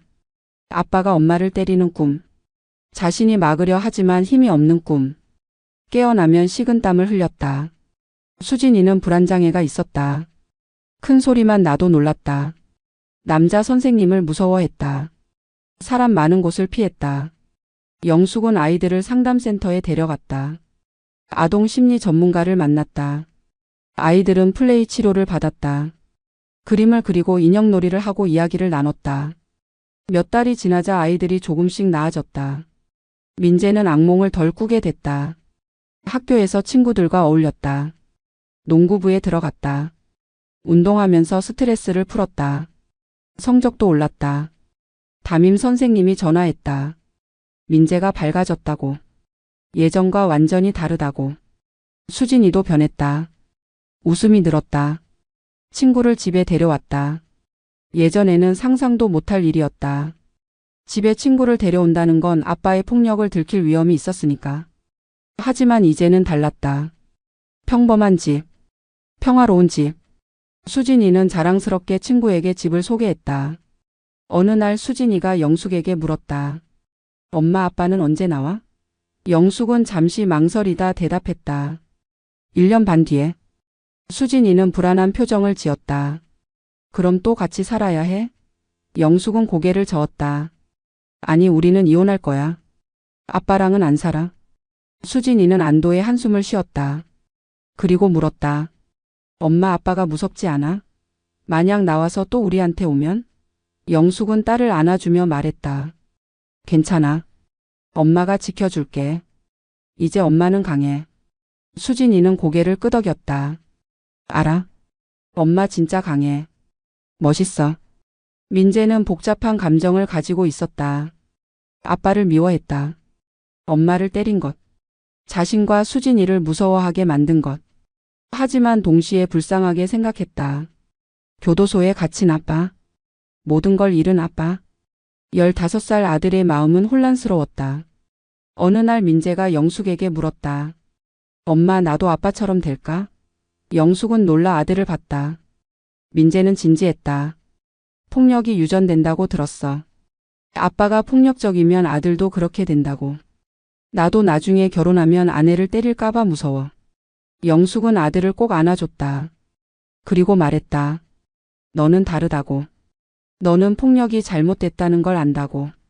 내가 얼마나 고통스러웠는지 아니까 절대 다른 사람에게 그러지 않을 거라고. 넌 좋은 사람이야. 민재는 엄마 품에서 울었다. 영숙도 울었다. 아들의 마음이 아파서. 시간이 지나며 가족은 더 가까워졌다. 주말이면 같이 영화를 보러 갔다. 공원을 산책했다. 맛있는 걸 먹었다. 영숙의 경제 상황이 넉넉하지는 않았지만 작은 행복들을 즐겼다. 돈 없어도 행복할 수 있다는 걸 배웠다. 폭력 없이 사는 게 얼마나 큰 행복인지 깨달았다. 추석이 되었다. 친정에 갈까 말까 고민했다. 25년간 친정은 영숙을 외면했다. 맞고 살라고 했다. 이혼은 가문의 수치라고 했다. 영숙은 친정이 원망스러웠다. 하지만 부모님이 보고 싶기도 했다. 결국 아이들을 데리고 친정을 방문했다. 어머니는 영숙을 보더니 울었다. 미안하다고. 몰랐다고. 내가 그렇게 힘들 줄 몰랐다고. 영숙은 어머니를 안아줬다. 괜찮다고. 이제 다 끝났다고. 아버지는 말이 없었다. 그냥 손자 손녀들을 바라봤다. 아이들이 밝아진 걸 봤다. 그제야 이혼이 옳은 결정이었다는 걸 인정하는 것 같았다. 오빠를 만났다. 예전에 영숙을 배신했던 오빠. 서로 편을 들어줬던 오빠. 오빠는 어색하게 미안하다고 말했다. 영숙은 고개를 끄덕였다. 용서한다고는 말하지 않았다. 하지만 원망하지 않겠다고 말했다. 이미 지나간 일이라고. 앞으로 더 나은 관계를 만들어 가자고. 친정을 나오며 영숙은 홀가분했다. 가족과의 관계를 정리한 것 같았다. 완벽하지는 않았다. 하지만 나쁘지 않았다. 적어도 솔직해질 수 있었다. 더 이상 가면을 쓰지 않아도 됐다. 영숙은 아이들과 손을 잡고 걸었다. 우리 가족. 우리만의 가족. 집으로 돌아오는 길에 수진이가 말했다. 엄마, 우리 행복하지? 영숙은 웃으며 대답했다. 그래, 우리 행복해. 수진이는 환하게 웃었다. 민재도 웃었다. 영숙도 웃었다. 진심으로. 가슴 깊은 곳에서 우러나오는 웃음. 1년 반이 지나 철호가 출소했다. 영숙은 그 소식을 들었을 때 불안했다. 혹시 또 찾아올까? 혹시 보복할까? 하지만 동시에 자신이 있었다. 나는 이제 다르다. 나는 준비되어 있다. 철호가 뭘 하든 나는 나를 지킬 수 있다. 철호는 출소 후 연락하지 않았다. 한 달이 지났다. 2달이 지났다. 소식이 없었다. 영숙은 안도했다. 철호도 이제 포기한 것 같았다. 하지만 석 달째 되던 날 철호가 나타났다. 체육관 앞에서. 영숙이 퇴근하기를 기다리고 있었다. 영숙은 철호를 봤다. 완전히 달라져 있었다. 야위었다. 머리가 새었다. 등이 굽었다. 50대 중반인데 60 넘어 보였다. 철호는 영숙을 보더니 고개를 숙였다. 미안하다고 말했다. 목소리가 작았다. 떨렸다. 영숙은 철호를 가까이 오지 못하게 했다. 거리를 유지하며 물었다. 뭐하러 왔냐고. 철호는 대답했다. 용서를 구하러 왔다고. 진심으로 미안하다고. 교도소에서 많이 생각했다고. 자기가 얼마나 나쁜 짓을 했는지 깨달았다고. 영숙과 아이들에게 용서를 구하고 싶다고. 영숙은 철호를 봤다. 한때 자신을 지배했던 남자. 공포의 대상이었던 남자. 하지만 이제는 초라한 중년 남자일 뿐이었다. 영숙은 차갑게 말했다. 용서는 안 된다고. 25년을 돌려줄 수 없다고. 내 청춘을 돌려줄 수 없다고. 아이들의 상처를 지울 수 없다고. 철호는 울었다. 무릎을 꿇었다. 제발 한 번만 기회를 달라고 빌었다. 정말 변했다고. 다시는 그러지 않겠다고. 영숙은 고개를 저었다. 기회는 없다고. 이미 끝났다고. 이혼 서류에 도장 찍으라고. 철호는 고개를 떨구었다. 영숙은 이혼 서류를 철호에게 건넸다. 변호사를 통해 준비한 서류였다. 철호는 서류를 받아들고 한참을 바라봤다. 그리고 조용히 물었다. 정말 돌아갈 수 없냐고. 영숙은 단호하게 대답했다. 절대로. 철호는 고개를 끄덕이며 서류에 도장을 찍었다. 떨리는 손으로. 이혼이 성립됐다. 영숙은 법원에서 이혼 확정 판결을 받았다. 26년의 결혼이 끝났다. 영숙은 법원을 나서며 깊은 숨을 들이쉬었다. 자유. 진짜 자유. 법적으로도 완전히 자유로워졌다. 더 이상 철호와 아무 관계도 없다. 영숙은 하늘을 봤다. 맑았다. 구름 한 점 없이 맑았다. 철호는 그 뒤로 연락하지 않았다. 풍문으로 들리는 소식에 따르면 철호는 지방의 작은 공장에서 일하고 있다고 했다. 월세방에서 혼자 산다고. 술은 끊었다고. 영숙은 철호의 삶에 관심이 없었다. 그냥 멀리 떨어져 있어 주기만 하면 됐다. 민재는 아빠를 만나고 싶어 하지 않았다. 수진이도 마찬가지였다. 아이들은 아빠를 용서하지 못했다. 영숙은 아이들을 이해했다. 억지로 용서하라고 강요하지 않았다. 용서는 각자의 몫이었다. 언젠가 아이들이 원하면 그때 아빠를 만나도 됐다. 지금은 아니어도 괜찮았다. 영숙의 삶은 계속 나아갔다. 체육관 강사로 열심히 일했다. 가정폭력 피해자들을 위한 무료 호신술 강좌를 열었다. 매주 토요일 오전 10명에서 20명의 여성들이 모였다. 영숙은 그들에게 자신이 배운 모든 것을 가르쳤다. 기술만이 아니라 용기도, 희망도. 어떤 여성은 울면서 말했다. 선생님 덕분에 용기가 생겼다고. 나도 벗어날 수 있을 것 같다고. 영숙은 그 여성을 안아주며 말했다. 할 수 있다고. 반드시 할 수 있다고. 나도 했으니까 당신도 할 수 있다고. 그 여성은 영숙의 품에서 울었다. 희망의 눈물을. 지역 방송에서 영숙을 인터뷰했다. 가정폭력 특집 프로그램이었다. 영숙은 카메라 앞에서 자신의 이야기를 했다. 26년간의 폭력, 1년 반의 훈련, 그리고 자유. 영숙은 카메라를 보며 말했다. 지금 폭력 속에서 고통받고 있는 분들에게 당신은 혼자가 아니라고. 도움을 요청하라고. 변화는 가능하다고. 방송이 나간 뒤 반응이 폭발적이었다. 체육관에 문의 전화가 쇄도했다. 호신술을 배우고 싶다는 여성들. 영숙을 만나고 싶다는 피해자들. 영숙은 바빠졌다. 하지만 행복했다. 자신의 고통이 다른 사람들에게 희망이 된다는 게 보람찼다. 강민석 사범은 영숙에게 제안했다. 지점을 하나 내는 게 어떻냐고. 여성 전용 호신술 체육관. 영숙이 관장으로.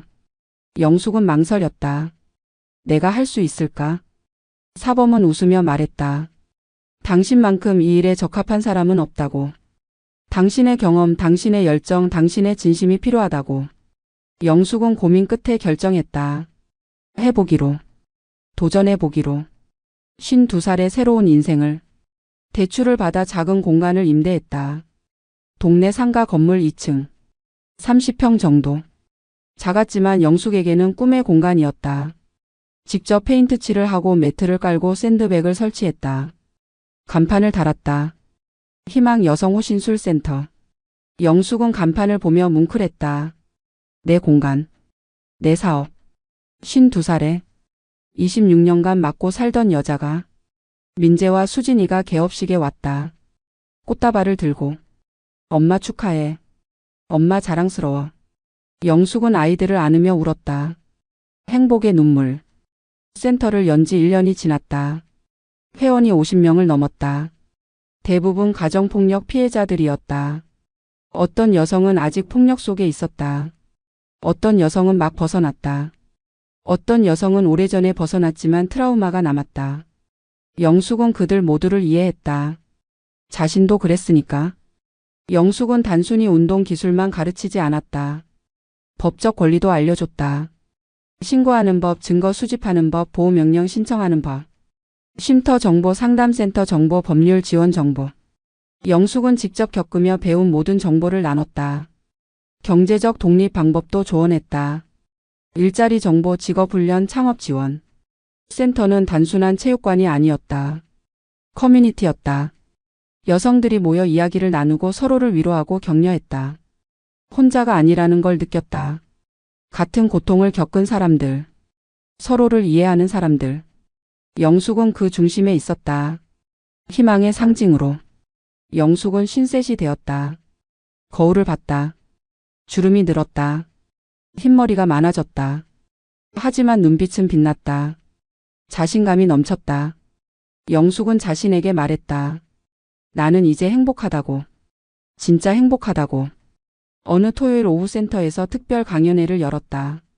가정폭력 생존자들의 이야기. 영숙도 연사로 나섰다.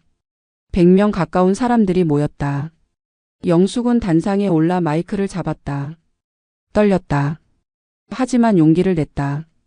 영숙은 자신의 이야기를 시작했다. 26에 결혼해서 결혼 첫날부터 맞았다고. 26년간 폭력 속에서 살았다고. 경찰도 친정도 도와주지 않았다고. 자신을 포기했었다고. 죽고 싶었다고. 하지만 우연히 체육관 전단지를 주었다고. 그게 내 인생을 바꿨다고. 영숙은 계속 말했다. 1년 반 동안 훈련했다고. 피와 땀을 흘렸다고. 넘어지고 또 넘어졌다고. 하지만 포기하지 않았다고. 조금씩 강해졌다고. 몸도 마음도. 그리고 마침내 남편으로부터 벗어났다고. 자유를 얻었다고. 영숙은 청중을 봤다. 많은 사람들이 울고 있었다. 영숙은 마지막으로 말했다. 지금 폭력 속에 있는 분들에게 당신은 혼자가 아니라고. 도움을 요청하세요. 변화는 가능합니다. 저도 했으니까 당신도 할 수 있어요. 나이는 중요하지 않아요. 50살에도 새로운 인생을 시작할 수 있어요. 영숙은 덧붙였다. 그리고 이미 벗어난 분들에게 당신은 생존자입니다. 피해자가 아니라 생존자. 자랑스러워하세요. 당신은 강합니다. 이제 당신의 삶을 사세요. 두려워하지 마세요. 당신은 자유입니다. 박수가 터져 나왔다. 우레와 같은 박수. 사람들이 일어섰다. 기립박수였다. 영숙은 눈물을 닦으며 고개를 숙여 인사했다. 가슴이 벅찼다. 내 고통이 헛되지 않았구나. 내 이야기가 누군가에게 희망이 되는구나. 강연이 끝나고 많은 사람들이 영숙에게 다가왔다. 악수를 청했다. 포옹을 청했다. 어떤 여성은 울면서 말했다. 선생님 덕분에 용기가 생겼다고. 오늘 집에 가서 이혼 서류 쓸 거라고. 영숙은 그 여성을 꼭 안아주며 말했다. 잘 하실 거예요. 힘들면 언제든 연락하세요. 제가 도와드릴게요. 저녁에 집에 돌아왔다. 민재와 수진이가 저녁을 준비해놨다. 맛있는 냄새가 났다. 영숙은 식탁에 앉았다. 아이들과 함께. 평범한 저녁. 하지만 영숙에게는 기적 같은 저녁. 폭력 없는 저녁. 공포 없는 저녁. 사랑이 있는 저녁. 밥을 먹으며 이야기를 나눴다. 오늘 하루 어땠는지. 민재는 학교 이야기를 했다. 수진이는 친구 이야기를 했다. 영숙은 강연 이야기를 했다. 웃음이 끊이지 않았다. 따뜻했다. 평화로웠다. 식사가 끝나고 영숙은 베란다로 나갔다. 밤하늘을 봤다. 별이 빛났다. 영숙은 깊은 숨을 들이쉬었다. 그리고 속으로 말했다. 나는 이제 자유다. 진짜 자유다. 더 이상 두려워하지 않는다. 더 이상 맞지 않는다. 나는 내 삶을 산다. 내가 원하는 대로. 영숙은 자신의 손을 봤다. 굳은 살이 박힌 손. 훈련으로 다져진 손. 강한 손. 이 손으로 나는 나를 지켰다. 내 아이들을 지켰다. 이제 이 손으로 다른 사람들을 도울 거다. 같은 고통을 겪는 사람들을. 영숙은 주먹을 쥐었다. 그리고 하늘을 향해 들어 올렸다. 이것이 끝이 아니라 시작이었다. 새로운 인생의 시작. 50 늦지 않았다. 영숙의 앞에는 가능성이 펼쳐져 있었다. 어떤 일이든 할 수 있었다. 누구도 영숙을 막을 수 없었다. 영숙은 자유였다. 강했다. 행복했다. 민재가 베란다로 나왔다. 엄마 뭐해? 영숙은 아들을 안으며 대답했다. 그냥 생각 중이야. 우리가 얼마나 멀리 왔는지. 민재는 고개를 끄덕였다. 정말 멀리 왔죠. 엄마 덕분에. 영숙은 고개를 저었다. 아니야, 우리가 함께 했기 때문이야. 가족이니까. 수진이도 나왔다. 셋이서 별을 봤다. 조용했다. 평화로웠다. 영숙은 아이들의 어깨를 안았다. 그리고 속삭였다. 사랑한다. 너희가 있어서 행복해. 아이들도 대답했다. 우리도 사랑해 엄마. 엄마가 있어서 행복해. 그렇게 영숙의 새로운 인생이 계속되었다. 매일 아침 일어나 거울을 보며 스스로에게 말했다. 나는 강하다. 나는 자유롭다. 나는 행복하다. 그리고 그 말들은 진실이었다. 영숙은 정말로 강했고 자유로웠고 행복했다.